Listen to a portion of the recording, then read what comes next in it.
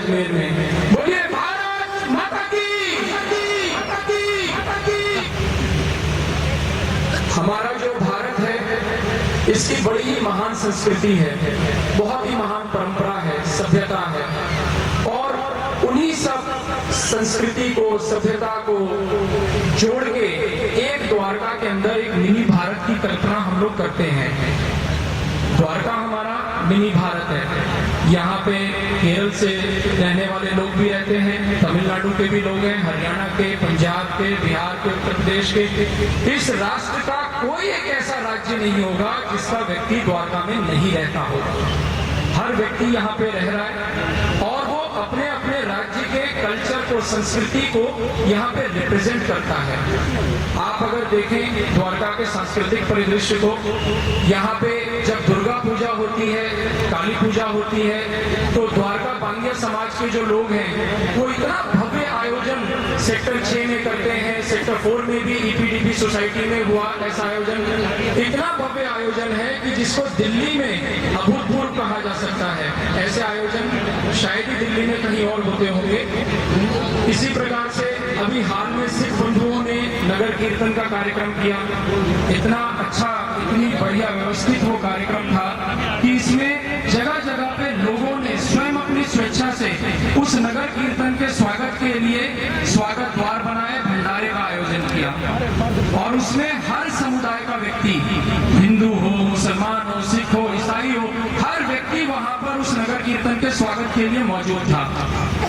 आगे हम चलते हैं तो जो यहाँ पर साउथ इंडियन कम्युनिटी के लोग रहते हैं उन लोगों ने यहाँ पे अयप्पा पूजा की। उस अयप्पा पूजा के कार्यक्रम में सारे नॉर्थ इंडियंस भी मौजूद थे, सब लोग मौजूद थे। इस प्रकार के जो आयोजन द्वारका में हो रहे हैं और जिस प्रकार से हर एक कम्युनिटी का व्यक्ति एक दूसरे से मिलजुल के परस्पर सहयोग से उनकी संस्कृति के, उनके सांस्कृतिक कार्यक्रमों को आगे बढ़ाने का काम करता है, ये भारत की विशेषता है जो सिर्फ द्वारका में, पूरे दिल्ली में नजर आती है, ऐसा मैं मानता हूँ। द्वारका में जब यहाँ पर बसावट आरंभ हुई तो मुझे अच्छी तरह से याद है, हमारे बीच में खाटू श्याम जन सेवा समिति के संजय अग्रवाल जी बैठे हैं, जितेंद्र अरोड़ा जी बैठे हैं। हम लोगों ने ये तय किया, शायद हम लोग सबसे पुराने बाशिंदे हैं इस द्वारका के, हम लोगों ने तय किया कि द्वारका के अंदर जितने भी हमारे धार्मिक आयोजन हैं उनको हम लोग भव्य रूप से आयोजित करेंगे।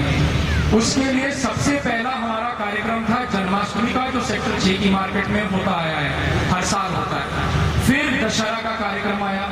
दशहरा के अब तक इतने अभूतपूर्व कार्यक्रम हुए। हमारे संस्था के संयोजक चंद्रशेखर राय जी, संजय अग्रवाल जी, जितेंद्र अरोड़ा जी, पूरी टीम ने मिलकर जो दशहरा के आयोजन किए, एक कार्यक्रम में तो इन्होंने दशहरा के साथ स्पोर्ट्स को भी जोड़ा और उसमें जो भारत ने 1983 में प्रूडेंशियल कप जीता था, वर्ल्ड कप जीता था, उसके रेप्लिका को भी यहाँ पे कीर्ति आजाद जी के साथ लेके आए। कीर्ति आजाद एक महत्वपूर्ण प्लेयर थे उस 1983 वर्ल्ड कप में, उनको लेके आए जिससे कि द्वारका में रहने वाले बच्चों में स्पोर्ट्स के प्रति उत्साह बढ़े। ऐसे ही करके कई कार्यक्रम हुए।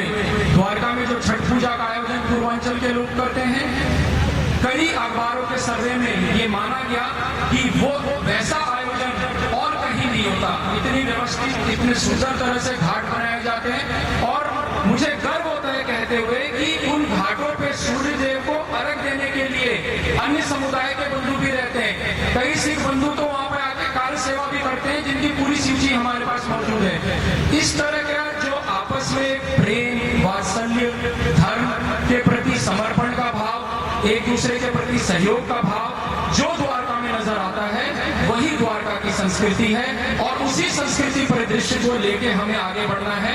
द्वारका मिशन के तहत मैं यही आप सबसे अनुरोध करूंगा कि ये जो समर्पण का भाव है, ये जो त्याग का भाव है हमारा, ये हमेशा सतत इसी तरह बना रहे, हम सभी का प्यार एक दूसरे से बना रहे, तो हम द्वारका को एक नई बुलंदियों पे, एक नई ऊंचाइयों तक लेके जाएंगे। साथ साथ मैं एक बात और कहना चाहूंगा, द्वारका के लोग सिर्फ ऐसे नहीं कि कार्यक्रम आयोजित कर लिए अपने घर में बैठे, इनमें संघर्ष की भी बड़ी जबरदस्त भावना है। संस्कृति उसी राष्ट्र की, उसी समाज की जीवित रहती है जहां पर संघर्ष की भावना होती है और वो संघर्ष की भावना हमें द्वारका के अंदर देखने को मिलता है। एक बार सारे सामाजिक कार्यकर्ता यहाँ बैठे हैं, इन सबको ध्यान होगा कि 2-4 साल पहले दिल्ली पुलिस ने यहाँ पे धार्मिक आयोजनों पे बहुत जबरदस्त कर्फ्यू लगा दिया था। परमिशन लेने के लिए सभी लोगों को बहुत ज्यादा जद्दोजहद करनी पड़ी। हम लोग दशहरा का आयोजन कर रहे थे तो हमें राष्ट्रपति भवन से परमिशन लाना पड़ा, लेकिन दिल्ली पुलिस के एसएचओ ने हमें परमिशन नहीं दी। जन्माष्टमी का आयोजन हुआ तो उन लोगों ने टेंट रुकवा दिए, कार्यक्रम को बीच में बाधित करने का प्रयास किया। हम सभी कार्यकर्ताओं ने यह संकल्प लिया कि दिल्ली पुलिस की इस मुहिम के प्रति बताने के लिए कि हम लोग आपके बनाए हुए बातों के आगे नहीं झुकेंगे। ईसाई धर्म का अगर बात है, मुझे याद है अच्छी तरह से फादर निकोलस यहाँ पे सेक्टर 19 अमर हाई चर्च के फादर हुआ करते थे, उन्होंने एक यात्रा निकालने का प्रयास किया क्रिसमस के दौरान, उनको परमिशन नहीं दी। वो आए, उन्होंने हम लोगों से बात की, हमने कहा जी हम लोग पूरी तरह सहयोग करेंगे और सभी लोग उनके साथ मौजूद थे। ये जो संघर्ष की भावना है वो द्वारका के अंदर नजर आता है, जिसको देख के मुझे सबसे ज्यादा प्रसन्नता होती है। एक और बात, द्वारका के अंदर त्याग की भी भावना बहुत है, अकूट भरी हुई त्याग की भावना, परस्पर त्याग और सहयोग की जो भावना द्वारका में नजर आती है। एक छोटा सा विषय आपके सामने रखूंगा, पानी, जिसके लिए अभी बहुत सारे वक्ताओं ने कहा कि हमें पानी की जरूरत है। कॉमनवेल्थ गेम्स का टाइम था, जो पानी द्वारका में आना चाहिए था, शीला दीक्षित जी ने कहा कि भाई कॉमनवेल्थ गेम्स हो रहा है, हम पानी अभी द्वारका को नहीं देंगे। द्वारका के सभी एसोसिएशनों ने पूछा कि जी आप क्यों नहीं देना चाहते? कहते जो कॉमनवेल्थ गेम्स जो ईस्ट दिल्ली के उस इलाके में हो रहा है, बड़े बड़े स्टेडियम बने हैं, बाहर से मेहमान आ रहे हैं, उनके लिए पानी की आवश्यकता है, तो आप थोड़ा समझौता कीजिए। हमने कहा ठीक है, हम देश के नाम पे पानी को त्याग देते, लेकिन कॉमनवेल्थ गेम्स के बाद हमें पानी मिलना चाहिए। तो उस समय जो हम लोगों ने पानी का परित्याग किया वो आज तक हमें नहीं मिला। तो ये जो त्याग की भावना है ये हमारी कमजोरी ना बने, इस बात के लिए भी हमें सजग रहना होगा। और द्वारका में जो संघर्ष की बातें जो मैं कह रहा था, इसमें मैंने देखा कि जब केंद्र सरकार के भ्रष्टाचार के कई मुद्दे हमारे सामने आए, 2G घोटाला, 3G घोटाला, CWG घोटाला, आदर्श घोटाला और रोज नए नए घोटाले, इतने घोटाले कि अब व्यक्ति नाम भी भूल चुका है भाई कौन कौन से घोटाले इन लोगों ने किए हैं। उस समय बाबा रामदेव और इन्होंने देश के अंदर राष्ट्र का अलग जगाने का प्रयास किया, उसमें भी द्वारका के लोग कंधे से मिला के इनके साथ खड़े थे।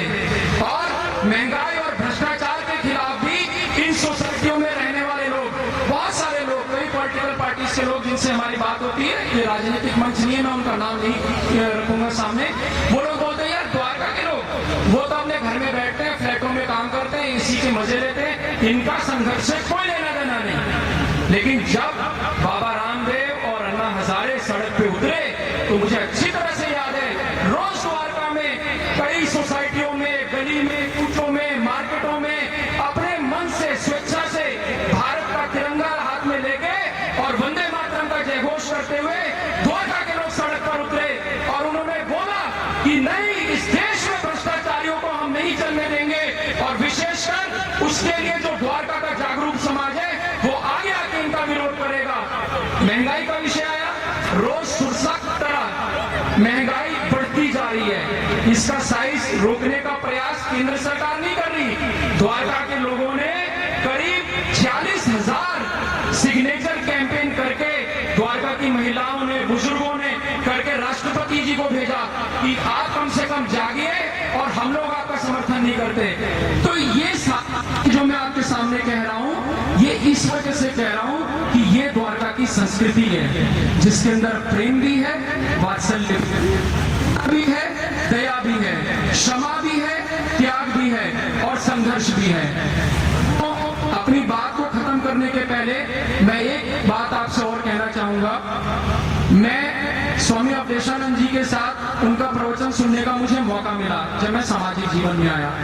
उस दिन मेरे मन में बहुत ही ऐसी व्याकुलता थी कि सामाजिक जीवन में आने के बाद एक व्यक्ति का आचरण कैसा होना चाहिए। उस दिन भागवत की कथा के दौरान स्वामी अवधेशानंद जी ने एक विषय उठाया और उन्होंने देवासुर संग्राम का विषय सामने रखा और उन्होंने बोला कि जब देवासुर संग्राम हो रहा था और देवताओं की जो सेना थी वो असुरों के द्वारा परास्त हो रही थी, वृतासुर नाम का एक असुर था जिसने हाहाकार मचा दिया था और स्वर्गलोक की तरफ उसने कूच कर दिया। सारे देवता इधर उधर भागते रहे। वो लोग परमपिता ब्रह्मा जी के पास पहुंचे।